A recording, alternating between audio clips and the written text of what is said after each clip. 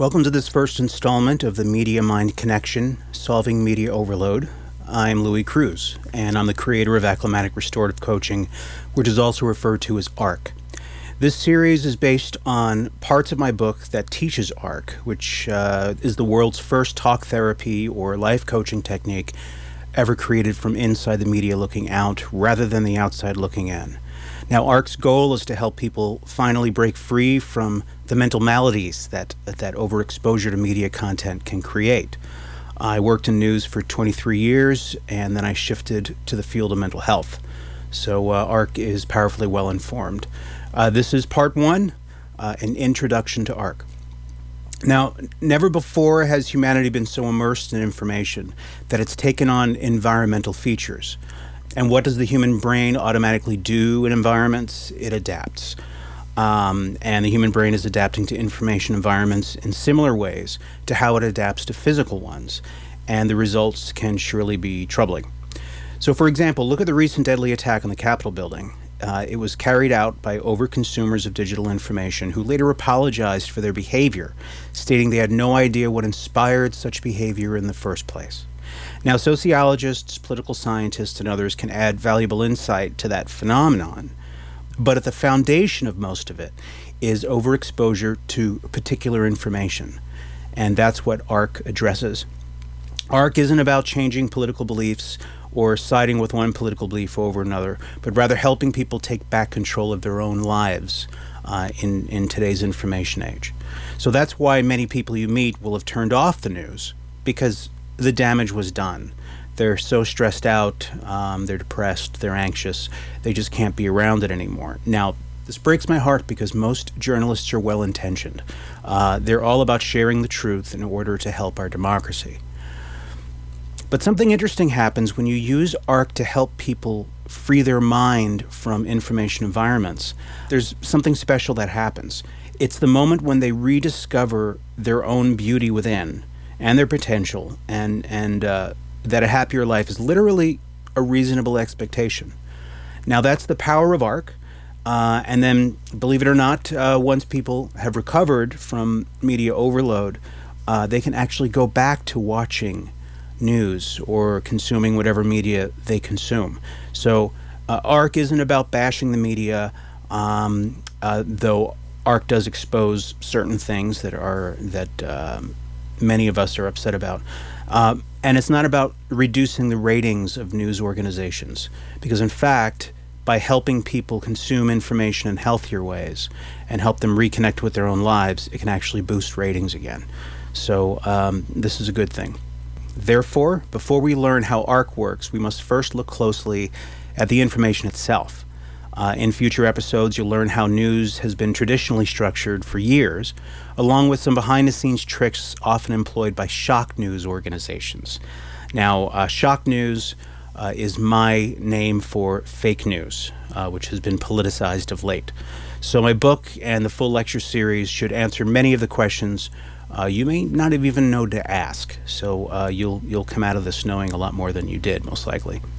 Then in later episodes, you'll learn the workings of the human mind, how overexposure to information can affect it, and finally, how to implement ARK as a means of helping yourself or others recover from today's media overload. So some of these lectures will be free, but there's also a book available on Amazon. So I'll mention things in this lecture series that are not in the book, and I'll also mention things in the book that are not mentioned here. So I would recommend picking up a copy for yourself in order to follow along and really understand what ARK's all about. Okay, so because ARK was created from inside the media looking out, it provides helping professionals and the rest of us with much needed information as to what behind-the-scenes techniques these professionals are trying to reverse. So it offers a vantage point that can only be offered by a modality created from inside the media looking out. So, for example, I discovered that the mental health community lacks talk therapy approaches directly geared towards addressing media overload. Now, while these older techniques do exceptionally well at addressing traditional matters of the mind, the information age has revealed a whole new side of humanity. and it needs to be addressed, and that's what ARK aims to address. So I incorporated into ARK hand-selected techniques from well-established mental health modalities, like solution-focused brief therapy, motivational interviewing, object relations theory, narrative therapy, schema therapy, psychoanalysis, rational emotive behavioral therapy, and cognitive behavioral therapy.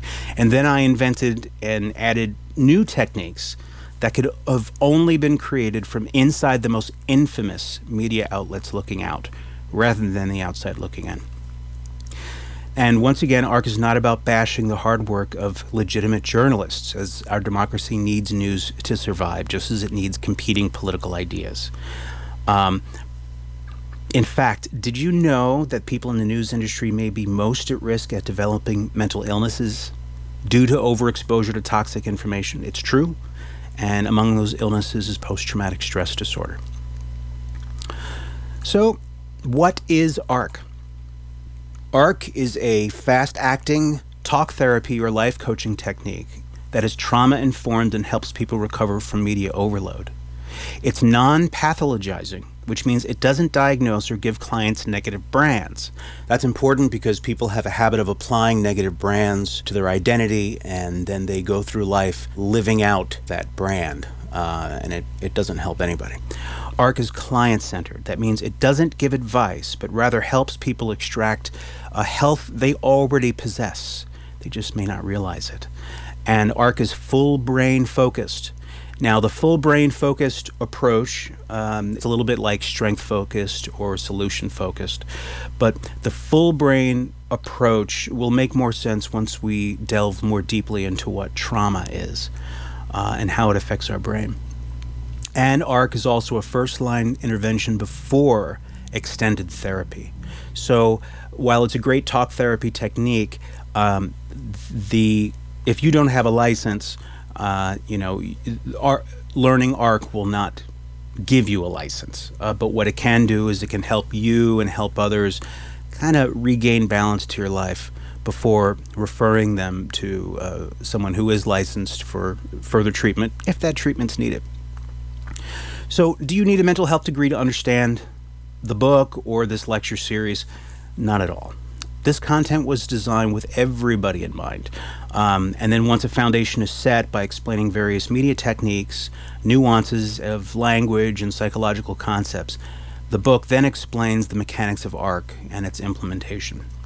That being said, ARK is ideal for anyone. Mental health workers, doctors, nurses, life coaches, peer specialists, I love peer specialists, educators, workers in the news industry, parents, and frankly anyone. And before moving on, I know I said this, but ARK will in no way make you a licensed therapist or any other profession that requires licensure. ARK is a style of talking to people to help them recover from media overload. Then, if clinical treatment is required, you should point them to licensed professionals. Best of all, in my opinion, ARK's success hinges on a particular note-taking system that helps the client in the moment, helps guide the ARK practitioner, and it can also pave the way for referrals to licensed professionals. And if you have the client's written permission, you can give this note-taking system to the receiving clinician, and it will help guide them in regard to helping the client. Okay, so now that the basics have been outlined, let's briefly explore my background and why I created ARK in the first place. And perhaps that'll help you better understand what ARK aims to address. So the seed for ARK's creation was first planted in 1991, which is when I began military service in the United States Air Force. I worked as a crew chief on KC-135 aircraft, and I was eventually deployed to Saudi Arabia. In 1991, Iraq had invaded the neighboring nation of Kuwait in order to steal Kuwait's oil and money so that Iraq can continue warring with Iran. Now, the United States and 34 other countries realized Iraq's aggression was a dangerous move, so the nations joined together to stop the invasion. My particular squadron and I were deployed to Saudi Arabia as part of a larger mission to enforce the no-fly zone over Iraq. So Iraq had to stand down, and their fighters needed to stay on the ground as well. Now, before we continue, let me first say that situations I'll be describing happened 30 years ago in the 90s. Things may have changed in Saudi Arabia, and there may be many people who are happy with that nation. In fact, I know there are closed-off civilian populations in Saudi where American workers are afforded rights similar to our own here in America. But my deployment to the region 30 years ago was a very different experience, and it may have been because, well, I was a man in uniform. It was in that Middle Eastern nation where my eyes first opened to the power that overexposure to information can have over the human mind. And what was most traumatizing for me was witnessing how that phenomenon could have such deadly results. The Saudi Arabian population consisted of natural-born residents and also people who came from neighboring nations to work. Now, these workers who came from other nations were called Saudi nationals, and many of them claimed allegiance to their own nations, their home countries. And these nations were often at war with each other. So that means Saudi Arabia at the time of a war was also filled with workers who perhaps had conflict with each other. So to help maintain control and reduce conflict within Saudi's royal family took the heavy-handed approach of weaponizing information against its residents. They immersed the population in shocking information, rhetoric, religious doctrine, and other goal-directed manipulations aimed at maintaining control. Now, no matter where the residents turned, expressions of the government's power were nearby. It was a very immersive experience. These people were immersed in the government's rhetoric. And the technique the government used most often was to get people's attention with shock. There were street signs depicting limbs getting cut off with knives, widespread dehumanizations of Saudi nationals and women, and the list goes on. These photos are just a few examples of how shock had utility in the eyes of the royal family. The buildings depicted here were destroyed 4 years before each photo was taken, but the royal family left them in place to remind residents that Iraq was to be seen as the enemy. Rhetoric was everywhere. The public's immersion in this sort of propaganda can be looked at in the same way that somebody might immerse themselves in a swimming pool. And so you're completely surrounded by this. You're immersed with this message. It affected residents on such a deep psychological level that there grew widespread confusions between reality and narrative. Fear had become the norm for people who lived there, along with crimes against humanity. Now, in Saudi Arabia, there were regular beheadings, dismemberment of other body parts, and the murder of women accused of adultery, though there was no proof of any adultery. Now, of course, even if there was, there shouldn't be murder.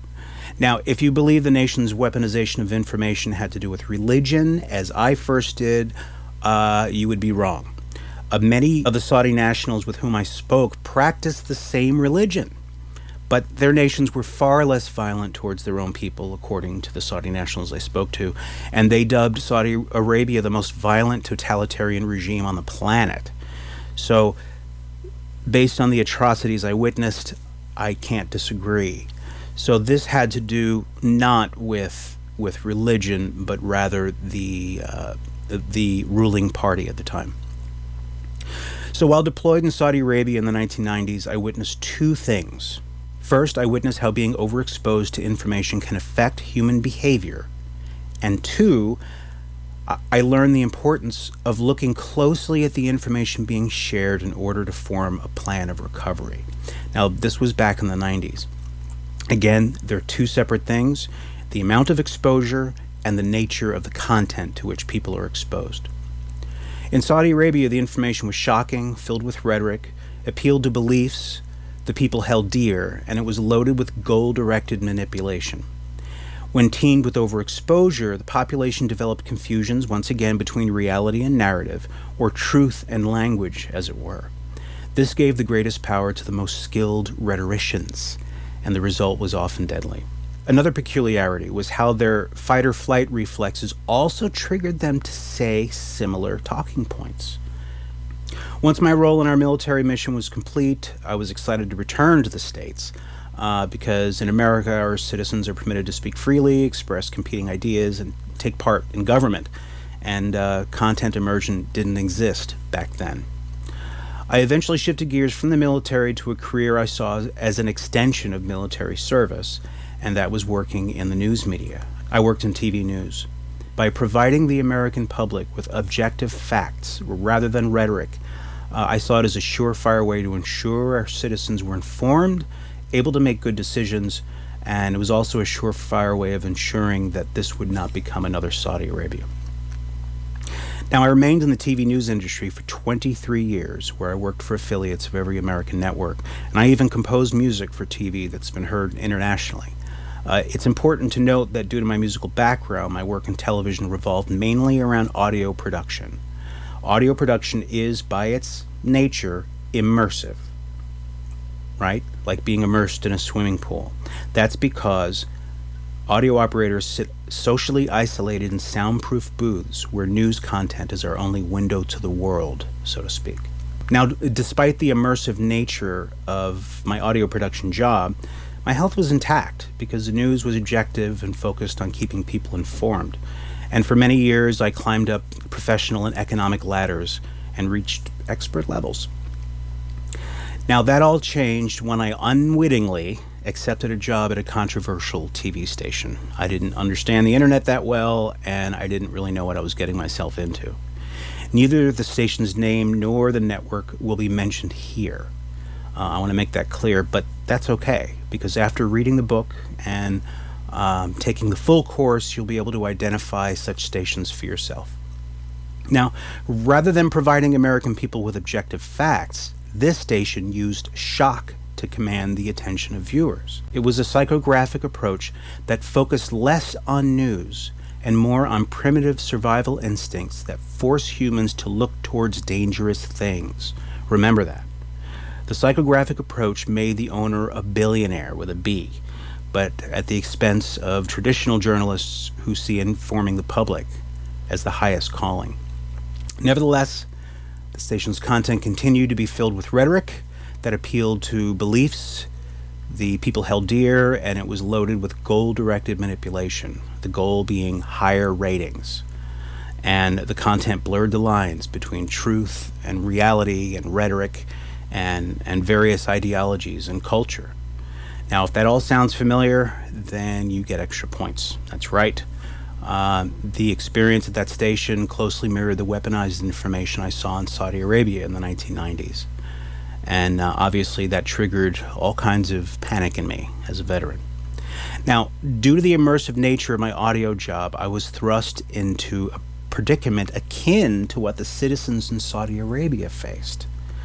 So if you look at this graphic, you'll see how similar it was, though the government in Saudi was focused on controlling citizens during a very violent time in history. Whereas the tabloid station did what they did to boost ratings. And the freedoms of the press allowed them to do it unabated, despite protests from many others.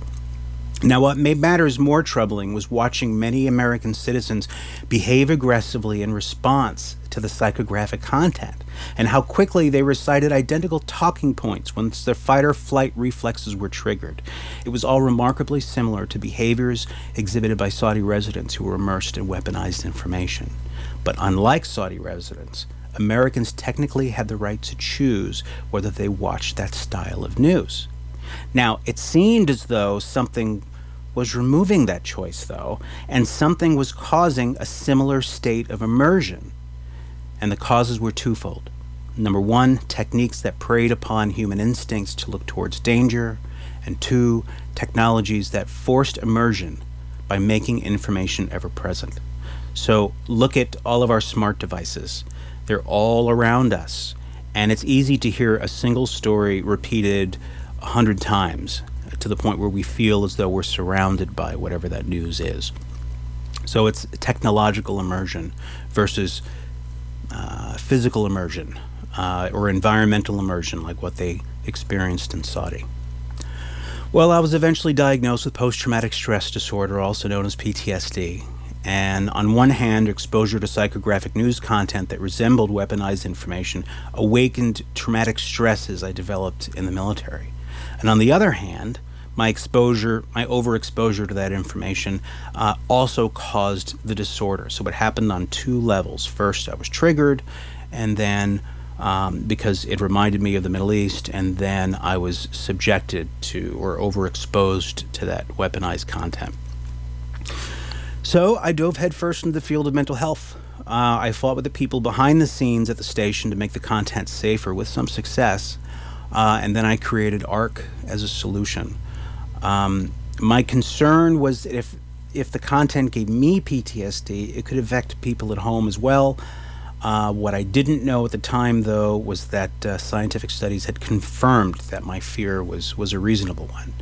People at home can indeed get post-traumatic stress symptoms from overexposure to traumatic information, which begs the question as to whether the Middle Eastern people I encountered were also afflicted with PTSD.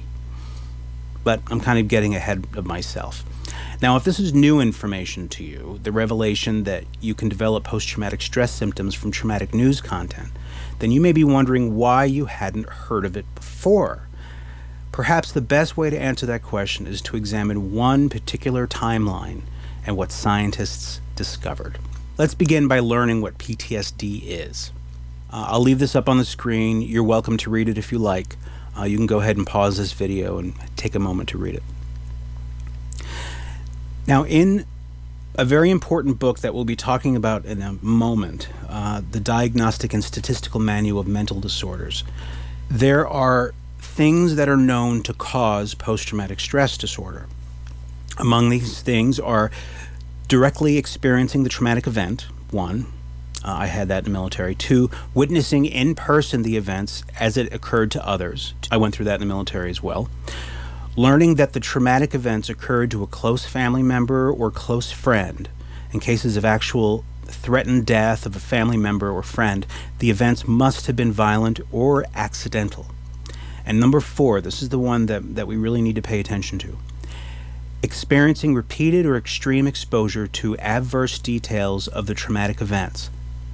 First responders collecting human remains or police officers repeatedly exposed to details of child abuse. Now, look closely at the note below number 4.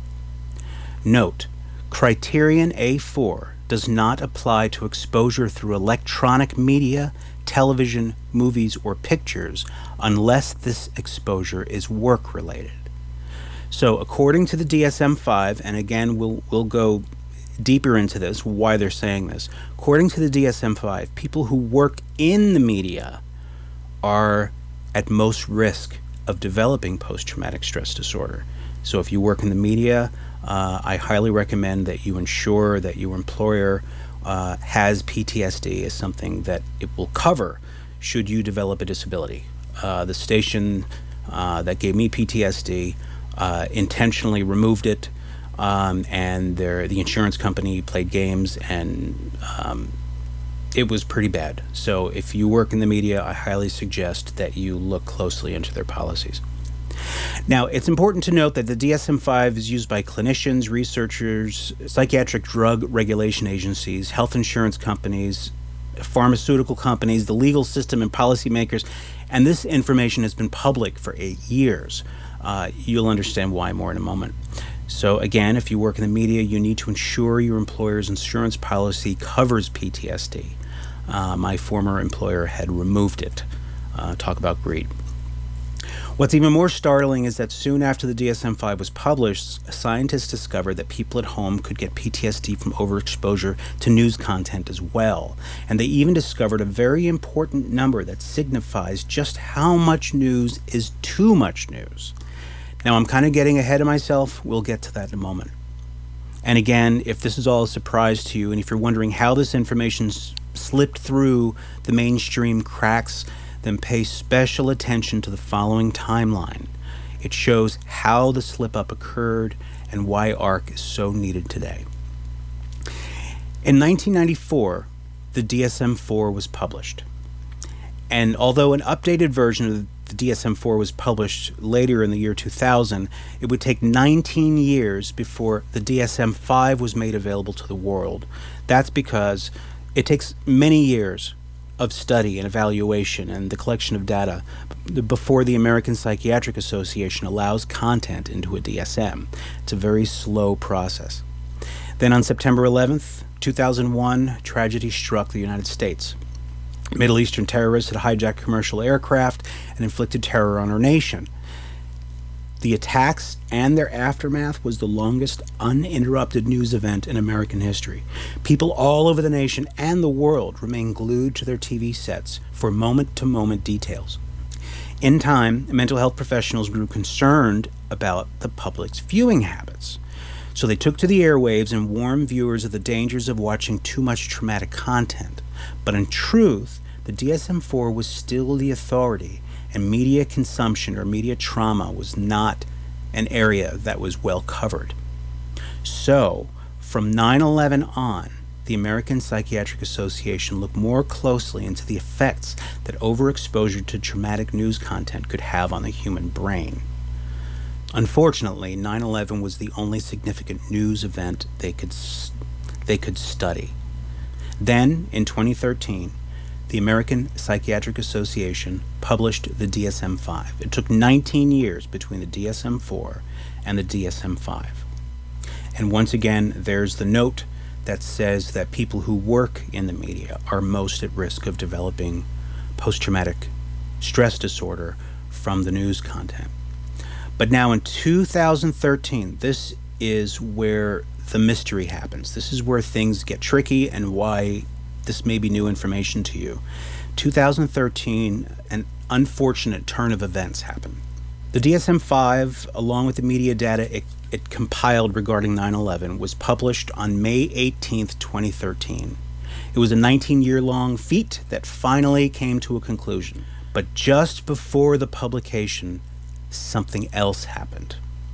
On April 13th, 2013, 2 homemade pressure cooker bombs were detonated 12 seconds apart during Boston's annual marathon. It was the second terrorist attack carried out on American soil, leaving 3 dead and hundreds injured.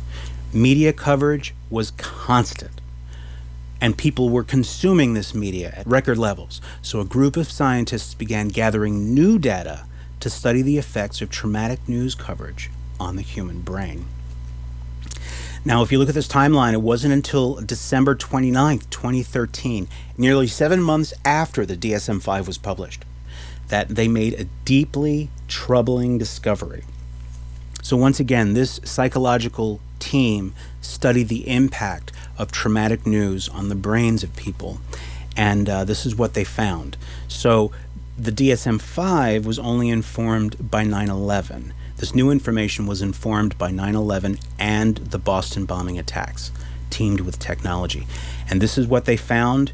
You need to write this down. They discovered that consuming 6 or more hours of traumatic news per day can make someone more likely to develop post-traumatic stress symptoms than if they were at the actual traumatic event itself. Think about that. I'm going to say it again. Consuming 6 or more hours of traumatic news per day can make viewers 900% more likely to develop post-traumatic stress symptoms than if they were at the actual traumatic event itself. Links to the study will be in the comments below. You're welcome to scour through it. Now, that 6 hours is an important number. But there's something else a little bit more troubling. It didn't have to be 6 straight hours of news watching either. It had a cumulative effect. As long as you consumed a total of 6 hours of news in a 24-hour period, a little TV, radio, print, online, social media coverage, talking to people, you were at risk. So for now, reduce your news consumption while also understanding that news organizations all have information we need.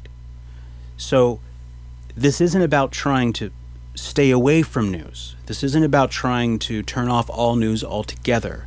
It's remembering that we need to be informed. If it wasn't for news, I dare to imagine how much worse the coronavirus could have been on our country. So now that we've explored the timeline, It also proves the importance of ARK. So you can get a copy of the book. You'll learn a lot more from the book itself. It's available on Amazon. If you look on the bottom left below the image of the book, you'll see a link that will take you there. What's our take home here? What can we learn from this basic introduction to ARK?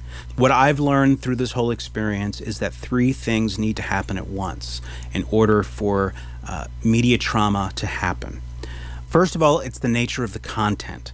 I've been picking on the news media a lot, but it can also be social media and other media forms. So the nature of the media content, is it objective? Is it subjective? Is it a blending of the two, which can be dangerous? Is it biased or ideological, like political? Are they using psychographics? Is it loaded with rhetoric, which is also loaded with logical fallacies? Most people aren't trained in logical fallacies, so it can really affect us. It can boost ratings, but it can affect us. And is the information shock or threat focused? So that's the first thing that needs to be in place. The nature of the content is traumatic. The next thing is overexposure to the information, right? And the overexposure comes electronically by way of television, radio, print, online, social media. However that overexposure happens, remember, our brains are designed to adapt to environments. So if we immerse ourselves in that information, our brains can start to adapt to that information as if it's real. And the third factor is decreased reality testing. In other words, we have less access to society, fewer competing ideas around us, which means we're just in an echo chamber. We're hearing what we already believe instead of hearing competing ideas. And we're having less interaction with the physical world or truth. Now, reality testing is when you compare the contents of your mind with the reality around you. Right? But if we consume this information in isolation, which causes overexposure, and if the nature of that content is negative or traumatic, it can cause media trauma, in my experience. So this little graphic right here is the first thing, our first takeaway, and I call it ARK's Media Trauma Triangle. All right, so the introduction is done. In the next episode, we're going to talk about why media is so negative in the first place. Believe it or not, the technique that's used even by legitimate journalists has been around for many years, hundreds of years, and I argue may be very outdated, especially when considering how information immersion seems to have become the anthem of the 21st century. So in the next episode, we'll talk more about why media is so negative in the first place, and we'll also touch a little bit on fake news. What is fake news and where does it come from, and how can you spot it yourself? All right, so thank you for watching and thank you for listening, and I hope you join us on the next episode. Have a great day.